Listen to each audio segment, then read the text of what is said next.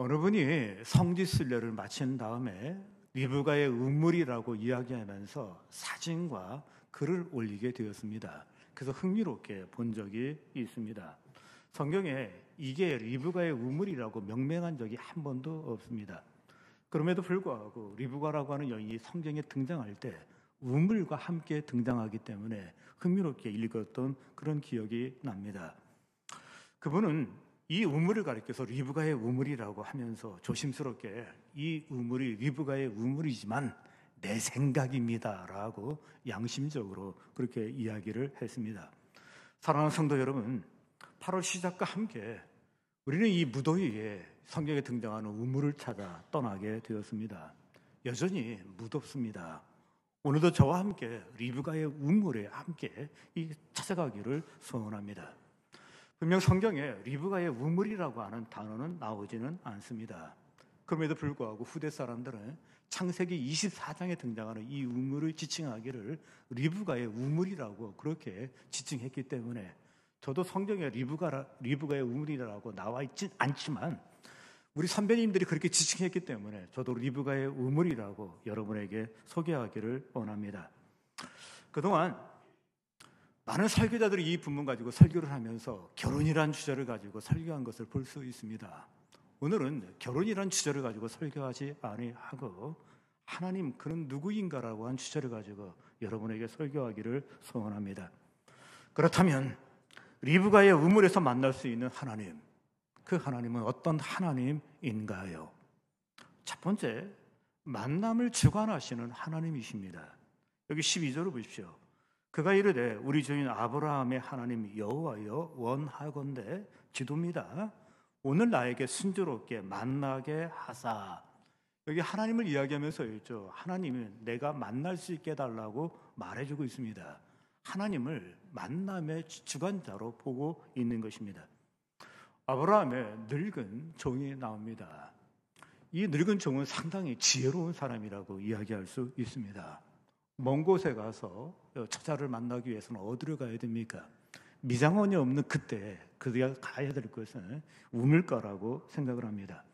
우물가에 도착을 했습니다. 성문 밖 우물이 있고 성문 안 우물이 있는데 성문 밖에 누구나 가축이나 아무나 가서 먹을 수 있는 그 물에 간 것을 볼 수 있습니다. 그때가 마침 저녁 때였습니다. 여인들이 선선할 때를 이용해가지고 물을 길기 위해서 오게 되었습니다. 그때 하나님께 기도합니다. 아브라함의 하나님이여 원하건대 순적하게 이 며느리를 만날 수 있게 하여 주옵소서. 여러분 그의 속에서도 있죠. 하나님을 뭐로 보고 있냐면 만남을 주관하시는 하나님이라는 걸 그도 의식하고 있는 것입니다. 그렇습니다. 우리가 우물가에서 만날 수 있는 하나님, 그는 누구입니까? 만남을 주관하시는 하나님이십니다. 얼마 전에 아브라함은 그의 늙은 종을 부르게 됩니다. 그리고 신중하게 당부를 하게 됩니다.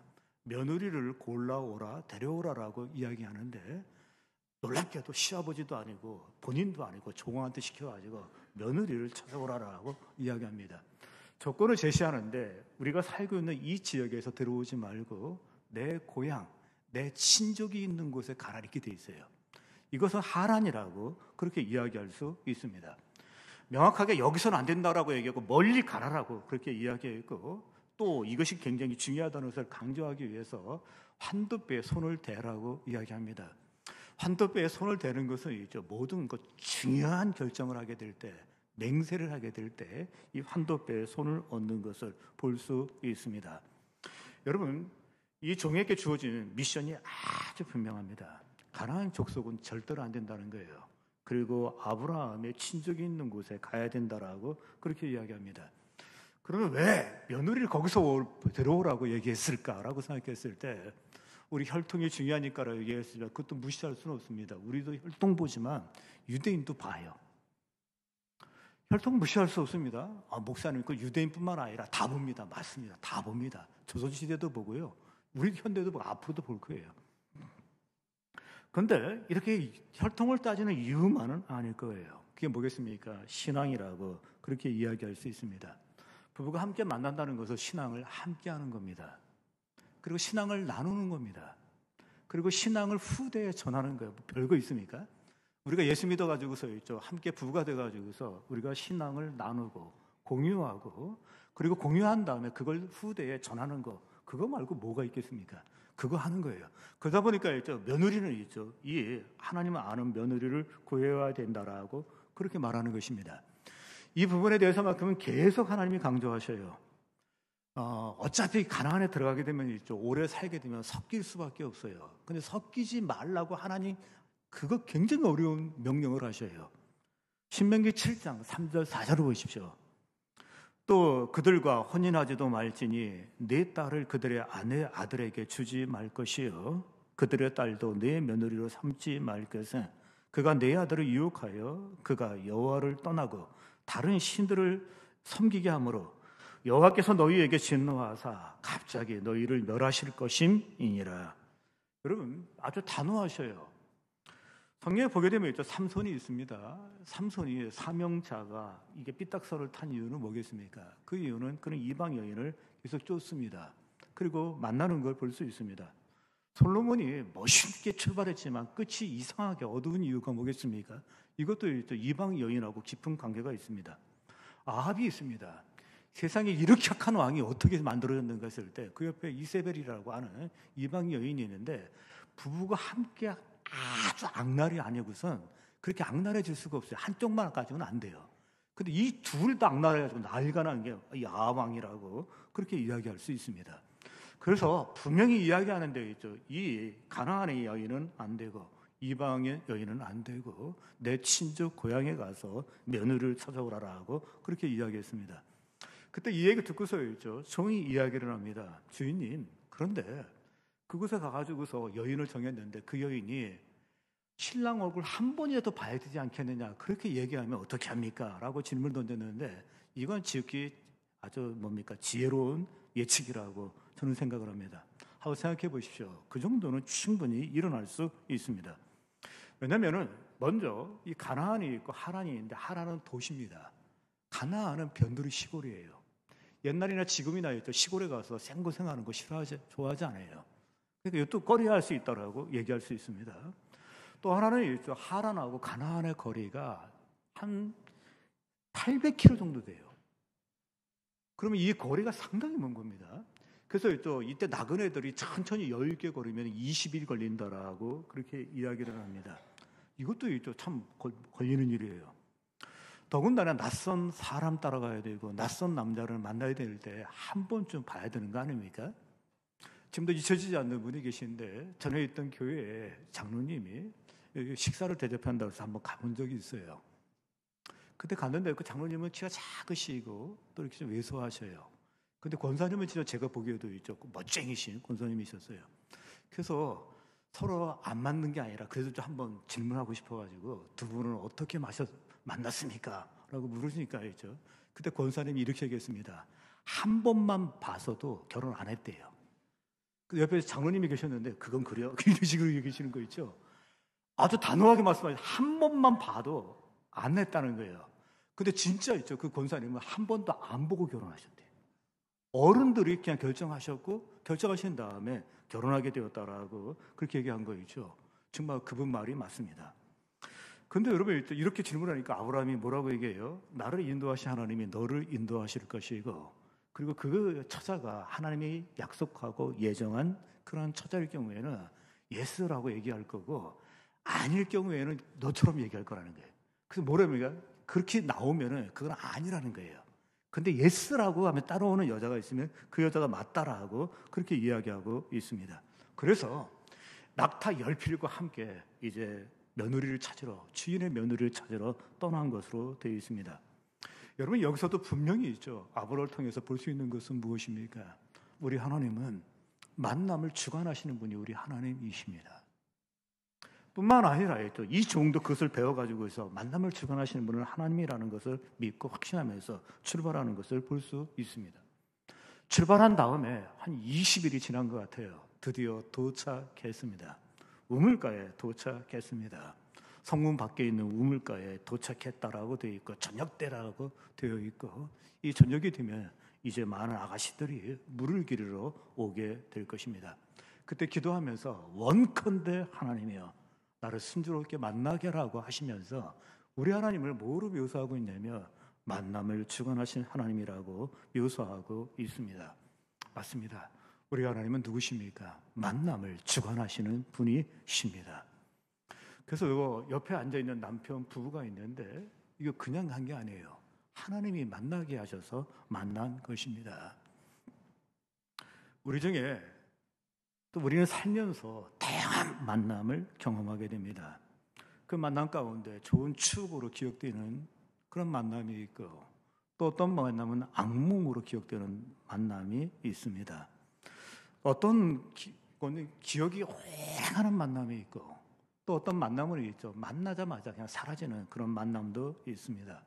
근데 여러 만남 가운데 중요한 만남은 역시 이 배우자의 만남이 아닌가 그런 생각을 하게 됩니다.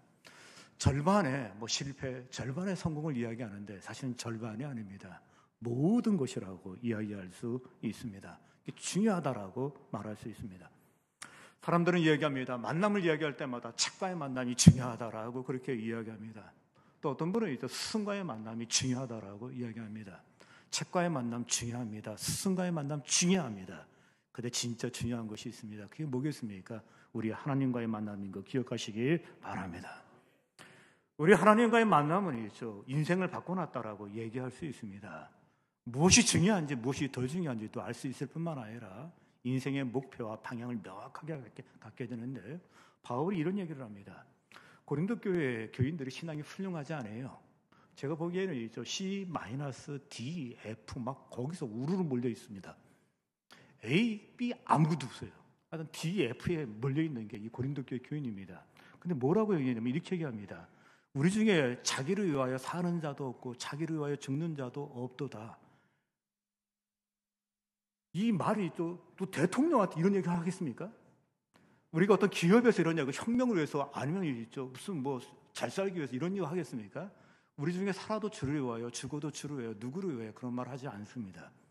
그런데 고린도 교회 교인들의 성적이 D에서 F에 해당하는 점수인데 우리들 가운데 누구든지 있죠. 자기를 위해 사는 자도 없고 자기를 위해 죽는 자도 없다 그래요. 세상에 이렇게 엄청난 만남이 어디 있습니까? 하나님과의 만남, 주님과의 만남은 있죠. 단순한 만남이 아니에요. 이건 인생을 바꾸는 엄청난 만남이라고 얘기할 수 있는데 누구든지 자기를 위해 사는 자도 없고 자기를 위해 죽는 자도 없으다 그랬을 때 예수 그렇게 얘기를 해요. 그러니까 실로 엄청난 만남이라고 이야기할 수 있습니다. 모세를 보십시오. 그는 인생이 완전히 바뀌어야 되는데 하나님과의 만남과 관련이 있습니다. 그는 실패를 경험했습니다. 그리고 있죠. 시골에 목동으로 있습니다. 40년 지냈습니다. 시골에 있죠. 무명의 그냥 노인네라고 그렇게 이야기할 수 있습니다. 그가 하나님을 만남과 동시에 있죠. 그는 등극합니다. 어디로 등극합니까? 중앙으로 등극합니다. 성경에 나와 있는 역사 가운데 출애굽 역사는 가장 큰 역사예요. 왜냐하면 있죠. 이후에도 계속 언급을 해요. 신기하게 있죠. 무슨 얘기만 하면 하나님 얘기만 꺼내면 있죠. 출애굽을 다 언급해요. 그 정도로 엄청난 사건인데 그걸 누가 했습니까? 모세가 하게 됩니다. 하나님을 만났기 때문입니다. 그뿐만 아니라 바울이 있습니다. 바울을 보십시오. 그는 교회를 핍박하는 자였습니다. 해방하는 자였습니다. 근데 그가 어느 날 예수 그리스도를 만나게 됩니다. 그리고 변화가 일어납니다. 그리고 하나님의 택하신 종으로 변화가 일으키면서 그가 1차, 2차, 3차 전도 여행을 떠났는데 우리는 이 세상의 역사가들은 있죠. 머리가 안 좋아서 보이는 것만 본다. 유럽을 바꾼 것은 나폴레옹이 아니다. 그리고 징기스칸도 아니다. 유럽을 바꾼 것은 바울이다 이렇게 얘기를 해요. 그 역사학자가 토인비라고 하는 유명한 역사학자가 한 말이에요. 하나는 바보 몰라서 그렇지 진짜 유럽을 만든 것은 그건 바울이다라고 얘기하면서 오늘의 정신적 토대를 만들었다라고 그렇게 얘기를 했습니다. 어떻게 되었든 간에 그가 하나님을 만남으로 말미암아 완전히 변했다는 것을 보여주고 있습니다. 내 인생 최고의 만남 책이 아닙니다. 스승도 아닙니다. 저는 고1 때 우리 하나님을 만났습니다. 하나님을 만난 다음에 이 사춘기 소년의 말로 완전히 바꿔놨습니다. 그분은 나에게 하나님과 만남과 동시에 흔들 깃발을 지었는데 저는 늘 설교하지만 빨간 깃발, 파란 깃발, 노란 깃발, 녹색 깃발, 보이스카우트 깃발 다 마음에 안 들어요. 단 하나만 있죠. 예수 깃발을 위해는 나에게 깃발이 없습니다. 그분은 나에게 외칠 구호를 줬어요. 진짜 위치를 구하러 줬는데 오직 예수, 그리고 오직 은혜, 오직 믿음. 더 나아가서 그분은 나에게 부를 노래를 주었습니다. 목 놓아서 있죠. 부르고 또 부를 수 있는 노래가 무엇이 있겠습니까? 아무것도 없습니다. 애국가도 아니었습니다. 그리고 고향의 봄도 아니었습니다. 정말 제가 부를 수 있는 노래 하나, 그게 뭐겠습니까? 예수 그리스도 그분이셨습니다. 그분이 나를 만나 주셨습니다. 근데 나를 만난 그 하나님이 여러분도 만나 주셨습니다.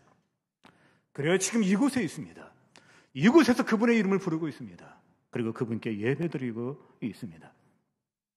그렇다면 여러분, 그분과의 만남이 확실하다면 이제부터 그분의 만남을 풍성히 할 수 있기를 주의 이름으로 기원합니다. 그렇습니다. 만남은 아주 가난한 만남이 있고 풍성한 만남이 있고 마른 만남이 있고 윤기 있는 촉촉한 만남이 있는데, 우리 주님과의 만남이 있죠. 메마른 만남이 아니라 촉촉한, 그리고 생기가 있는 그런 만남이 되길 바랍니다. 하나님과 만남이 있는 예배가 되십시오. 그리고 하나님과 접촉하는 예배가 되십시오. 하나님과의 만남을 풍성케 하는 여러 가지 방법이 있는데 그 중에 가장 최고의 방법은 예배입니다. 물론 우리 삶 전체가 있죠. 하나님과의 만남을 할 수 있는, 풍성케 할 수 있는 다 요소입니다. 그럼에도 불구하고 하나님을 접촉하고 하나님을 만나고 하나님께 예배하는 그 순간만큼은 사실은 더 풍성한 어떤 만남이라고 이야기할 수 있습니다. 더 나가서 예배를 위하여 대가를 지불하십시오. 모든 제사에는 대가가 있습니다. 오래전에 뉴스를 보는데 뉴스 타이틀이 이렇습니다. 14시간 기다렸다가 먹는 햄버거. 내용은 뭐였냐면 이 콜로라도라고 하는 주에 어떤 햄버거 집이 오픈을 하는데 이 굉장히 유명한 집이래요. 오픈하기 위해서 사람들이 그걸 첫 번째로 먹기 위해서 기다리는데 줄 서서 기다린 게 아니라 차로 기다린 거예요. 3km까지 쫙 차가 서 있었더라고 그렇게 얘기를 합니다. 근데 문제는 있죠. 일찍 먹기 위해서였죠. 1, 2번, 10번 안에 들어오기 위해서는 미리 와야 돼요. 그래서 14시간 기다리고 먹은 햄버거다라고 그렇게 이야기를 했습니다. 그 뉴스를 보면서 떠오르는 게 있다면 누가복음 19장에 보면 삭개오가 있습니다. 그 삭개오는 있죠. 예수님 만나기를 소원했습니다. 그래서 일찍부터 기다려요. 일찍부터 기다렸습니다. 그리고 있죠. 기다렸는데 사람이 너무 많으니까 안 되겠어요. 그래서 어떻게 했습니까? 나무 꼭대기에 올라갔습니다. 불편한 자리라고 얘기할 수 있습니다. 힘든 자리라고 이야기할 수 있습니다. 기다린 것보다 또 올라간 것보다 더 중요한 게 있습니다. 만난 것입니다. 만난 것이에요. 그리고 만난 다음에 어떻게 했습니까? 그 다음에 그 주님을 있죠. 집으로 초대를 했습니다. 사랑하는 성도 여러분. 그리고 함께한 것을 볼 수 있는데 우리 주님과 만나는 이 예배를 드린 다음에 집으로 초청할 수 있기를 주의 이름으로 기원합니다. 그리고 그분과 함께 할 수 있기를 바랍니다. 리브가의 우물에서 만날 수 있는 하나님, 그분은 누구입니까? 그분은 만남을 주관하시는 분이십니다. 두 번째, 리브가의 우물에서 만날 수 있는 하나님은 어떤 하나님인가요? 섬세하게 응답하시는 하나님입니다. 여기 15절, 16절 보십시오. 말을 마치기도 전에, 이게 기도가 끝나기도 전이에요. 리브가가 물동이를 어깨에 메고, 우리나라는 물동이, 우리나라 양동이하고 거기도 비슷해요, 항아리가. 근데 우리는 머리에 메는데 이 사람들은 어깨에 맸다 이렇게 되어 있어요. 좀 이게 다른 거네요. 어깨에 메고 나오니 그는 아브라함의 동생 나홀의 아내 엘가의 아들 부두엘의 소생이라 그 소녀는 보기에 심히 아리따게 있는데 신부는 아리따워야죠. 못생겼다 그러면 그것도 참 그렇지 않습니까? 다양스러운 게 있다면 요즘에는 신부들 보면 다 예쁘게 꾸며놨더라고요. 그 다 예뻐요, 다 예뻐. 근데 이것도 굉장히 중요한데 딱 보는 순간에 신부감이 됐다는 거예요. 지금까지 남자를 가까이 하지 아니한 처녀들, 이건 뭐냐면 미혼이라는 얘기예요. 지혼자면 또 안 되잖아요. 미혼이라는 거, 미혼이네? 또 됐습니다. 그가 우물에 내려가서 물을 그 물동이에 채워가지고 올라오는지라. 여러분 무엇이 보입니까? 저는 섬세하게 응답하시는 우리 하나님이 보입니다. 24장을 시작할 때 이렇게 시작됩니다. 아브라함이 늙었더라 이렇게 되어 있습니다. 23장에 뭐가 있습니까? 사라가 죽었다 이렇게 되어 있습니다. 근데 하나님께서 복을 주셔가지고 모든 것이 풍성했다 이렇게 되어 있습니다. 한 가지가 안 되는 거예요. 이게 뭐예요? 이삭이 결혼을 못해요. 결혼을 못하는데 있죠. 이 자식 가운데 스스로 막 찾아가는 자식이 있는가 하면 또 못 찾아가는 자식도 있지 않습니까? 근데 이삭이 바로 여기에 해당된다라고 그렇게 이야기할 수 있습니다. 근데 문제는 있죠. 시간이 많으면 기다리면 되는데 죽을 날이 가까운 거예요. 벌써 부인은 죽었고. 그러니까 이 문제를 해결해야겠다는 거예요. 그래서 해결하겠다고 결정을 하고서 뭘 했습니까? 이제 종을 부른 다음에 네가 가가지고 며느리를 데려오라라고 그렇게 얘기한 겁니다. 그래서 여러분 어떻게 했습니까? 한 20일을 걸어가지고서 그 우물에 도착한 것으로 되어 있습니다. 근데 여러분 우물에 도착하자마자 그 기도를 먼저 했죠. 기도 내용이 무엇입니까? 내가 우물에 이렇게 서 있다가 기도가 이렇게 돼요. 내가 우물에 서 있다가 어떤 아가씨가 오게 되면 물 좀 달라라고 얘기했을 때 물을 주고, 근데 여자들 가운데 있죠. 모르는 사람이 왜 나한테 물을 달라고 그래요? 직접 떠드세요. 뭐 그렇게 얘기할 수도 있잖아요. 근데 그러지 아니하고 물을 떠다 주고서 그 물을 마신 다음에 옆에 낙타가 있는데 자동차 파킹한 거하고 똑같아요. 타고 온 다음에 얘들 있죠. 니들 꿇어 그러면 꿇어가지고 옆에 10마리가 쪼르륵 그 승용차 10대가 서 있는 것처럼 쪼르륵 서 있는 거예요. 그런데 요 물을 주겠다 하는 여자면은 이건 하나님이 예정하신 분으로 알겠다라고 그렇게 기도를 한 겁니다. 근데 여러분 있죠. 이 기도가 끝난 게 무섭게 있죠. 응답이 온 거죠. 보십시오. 17절부터 20절 한번 보시기 바랍니다. 종이 마저 달려가서 이르되 청하건대 내 물동이의 물을 내게 조금 마시게 하라. 그가 이르되 주여 마시소서. 기도대로 딱딱딱딱 응답되고 있습니다. 하며 급히 그 물동이를 손에 내려 마시게 하고 마시게 하기를 다하고 이르되 당신의 낙타를 위하여서도 물을 길어 그것들도 배불리 마시게 하리이다 하고. 이건 있죠. 엄청난 제안이에요. 낙타가 10마리. 그리고 낙타는 물을 많이 먹는다는 거. 근데 이것도 좀 내가 기꺼이 하겠다라고 딱 이야기를 하는 거 있죠. 여러분 이거 보면서 무슨 생각을 하십니까? 이야, 이렇게 딱딱 맞다니. 하나님께서 이렇게 디테일하게 응답하시다니 하면서 있죠. 놀랄 수밖에 없습니다.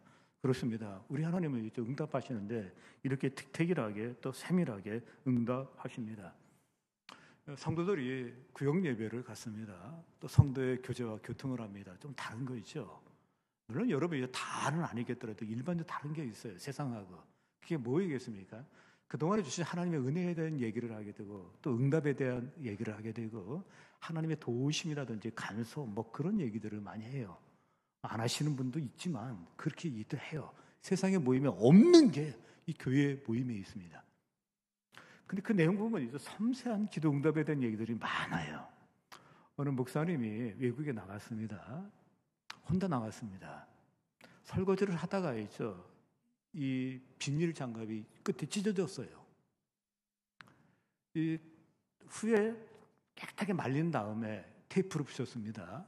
그 후에 또 쓰게 되는데 물이 조금씩 들어오는 거예요. 근데 정말 그때는 있죠. 이 뭐랄까요. 익숙해 있지 않았기 때문에 어디 가서 이걸 사야 되는지 어떻게 해야 되는지 고민을 많이 하고 있었는데 그 다음 날인가죠. 소포가 하나 온 거예요. 그 다음 날 얼마 안 돼서 열어봤더니 소포가 뭐냐면 이 고무장갑 세트가 온 거예요. 이분이 남자예요. 혼자 있는 거예요. 고무장갑 세트가 너무 놀라가지고 아는 지인이었기 때문에 전화를 했습니다. 아니 어떻게 그걸 보내게 됐냐? 그랬더니 얘기하기로 있죠. 본인도 남자인데 집에서 설거지를 하다가 갑자기 그 목사님이 생각이 났다는 거예요. 그래서 보냈다는 거예요. 더 놀라운 건 있죠. 자기가 그 찢어졌을 때하고 그 생각이 들었을 때하고 거의 비슷하다는 거예요. 우리 하나님께서 이럴 수도 있지만 역사하시네. 이런 얘기하게 되면 있죠. 꼬리에 꼬리를 물죠. 어떤 한 여자분이 계십니다. 이분은 있죠. 목걸이를 하고 교회를 가게 됩니다. 교회를 가서 목걸이를 하고 교회 가서 예배를 시작하기 전에 코트를 벗었는데 목걸이가 있어야 되는데 목걸이가 없어요. 깜짝 놀래가지고 코트를 벗었더니 쭈르르 하면서 목걸이가 떨어지는데 중요한 건 목걸이 알 있지 않습니까? 이걸 목걸이 알, 저는 목걸이 알로 얘기했는데 용어가 있더군요. 펜던트라고 그렇게 얘기를 하네요. 어디 가서 펜던트 그렇게 얘기하세요. 근데 목걸이 알 그러면 무식해 보이니까 펜던트라 이게 없는 거예요. 순간적으로 예배 드리면서 신경이 쓰는 거예요. 딸이 선물을 했대요. 그러면 얼마나 잊어버렸다면 서운해할까. 예배가 안 되더래요. 근데 예수 믿는 사람 특징이죠. 예배가 안 되면 또 뭐라 그럽니까? 하나님, 어차피 천국 갈 때 못 갖고 가는 거 그러니까 우리 잊어버리게 해 주십시오. 그러고 예배를 잘 드리고 나온 다음에 생각이 또 떠오르는 거예요. 하나님, 이 100만 분의 1, 10만 분의 1 괜찮습니다. 좀 찾으면 좋겠습니다. 찾게 해주십시오. 그러면서 나왔답니다. 근데 여러분 놀라지 마십시오. 주차장을 향해서 이렇게 가게 되는데 한 7발쯤 걸으니까 반짝반짝 하는 게 있더래요. 그게 뭐예요? 펜던트. 목걸이 알이 아닙니다. 펜던트가 거기다 번쩍번쩍 하는 거예요. 그래서 그거를 보고서 자기가 눈물이 났는데 보석을 찾아서 눈물이 난 게 아니라 하나님의 세미한 응답에 놀란 거예요. 이렇게까지도 하나님이 하시다니. 맞습니다. 우리 하나님이 이렇게 응답하시는 분이십니다. 기도응답에 대한 3가지 틀 우리는 기억하고 있습니다. 하나님의 응답은 곧바로 하시는 응답이 있어요. 즉각적인 응답이 있습니다. 엘리야가 갈멜산에 올라가가지고 바알 선지자하고 싸울 때 850대 1의 싸움이 있습니다. 850대 1의 싸움, 바알 선지자가 싸우게 되었을 때 그때 제단을 올려놓고 그 위에 송아지를 올리고 불이 내리는 사람이 진짜 신이다. 간단해요. 불이 내리는 신이 진짜 신이다. 근데 바알이 신들이 난리를 쳤는데 제사장들이 난리를 쳤는데 아무 일이 일어나지 않아요. 엘리야가 손을 들고서 하늘을 향해서 위치게 되었을 때 그때 하늘에서 불이 내려왔습니다. 엄청난 불이 내려왔습니다. 송아지를 태웠습니다. 재물을 태웠습니다. 하나님께서 이렇게 즉각적으로 하시는 건데 정말 우리도 살면서 즉각이 있어요. 그런데 즉각적인 응답이 있는가 하면 또 하나가 뭐냐면 하나님의 노예요. 안 된다는 거예요. 다윗이 기도했는데 너는 안 된다는 거예요. 그다음 바울이 있습니다. 기도했습니다. 부귀 영화를 위해서 기도하지 않았어요. 잘 살아보자라고 기도한 것도 아니었고 그가 기도한 게 뭐냐면 자기의 사탄의 가시가 있는데 이게 뭔지 모르겠어요. 병은 확실한데 이게 있어서 너무 사역에 방해가 되니까 하나님께 더 도와달라고 고쳐달라고 간절히 기도했는데 단호하게 단칼로 끊어버리시죠. 내 은혜가 내게 족하다 됐다라고 그렇게 말씀하셔요. 또 하나의 기도응답이 있습니다. 그게 뭐겠습니까? 기다리라 하는 것입니다. 아브라함을 기다리라 하셨고 요셉도 기다리라 하셨고 다윗을 보게 되면 순간순간 기다리라 그렇게 말씀하십니다. 근데 여러분 기다리라 해놓고 끝이 아니라 응답이 옵니다. 내가 여호와를 기다리고 기다렸더니 귀를 기울이사 나의 부르짖음을 들으셨도다. 그러니 기다리고 기다렸다고 하면서 기다린 것도 긴 거예요. 또 기다렸어요. 플러스. 그랬더니 여호와께서 들으셨다라고 응답하셨다라고 말해주고 있습니다. 기도응답에는 즉각도 있습니다. 노도 있습니다. 기다려도 있습니다. 이 방식은 그 옛날에도 그대로 있었고 지금도 있었고 앞으로도 그대로 있을 것입니다. 그런데 이 3가지 방식에 공통점이 있습니다. 노든 기다려든 그리고 즉각적이든 간에 이 모두 다 섬세하신 하나님의 응답인 거 기억하시기 바랍니다. 다 섬세하신 응답이에요. 기다려라. 때로는 노도 있어요. 근데 그것마저도 섬세하신 하나님의 응답입니다. 저는 분명히 믿습니다. 이 늙은 종의 기도에 응답하신 하나님, 섬세하게 응답하신 하나님, 제 기도에도 하나님이 섬세하게 응답하셨습니다. 예상은 했습니다. 8월이 더울 것이라고. 저는 요즘에 이 절기의 배신에 아주 좀 너무 섭섭해요. 제가 사춘기 때 절기는 그래도 진실이 없습니다. 처사가 되면 진짜 시원했어요.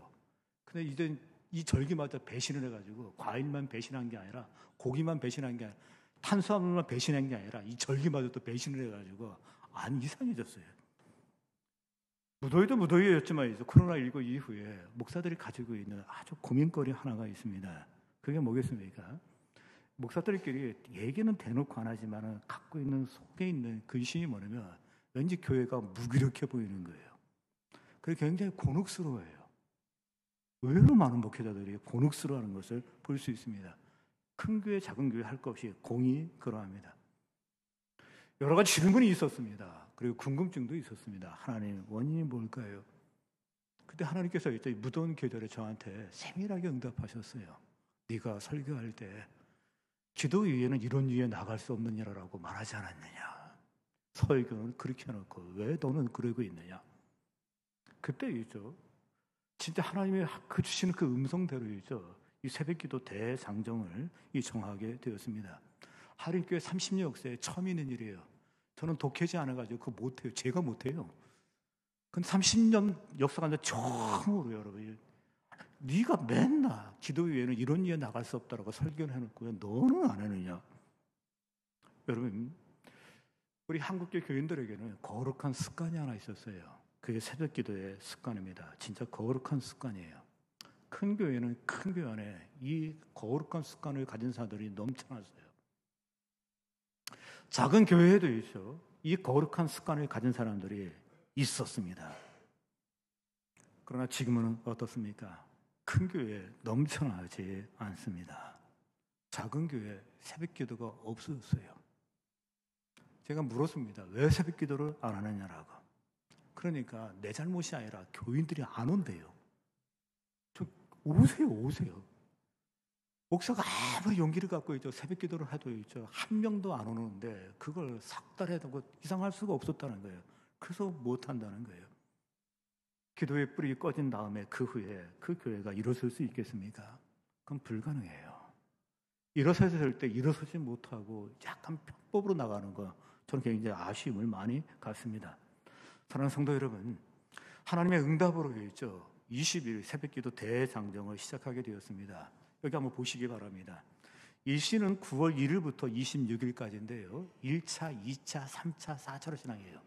제가 독해질 안 해가지고 1차 1일부터 5일까지 월화 수목금 토요일날 쉬고 월요일날 주일날 놀고 그리고 다시 월화 수목금 토 그래서 1차, 2차, 3차, 4차 그렇게 진행을 하게 되는 것입니다.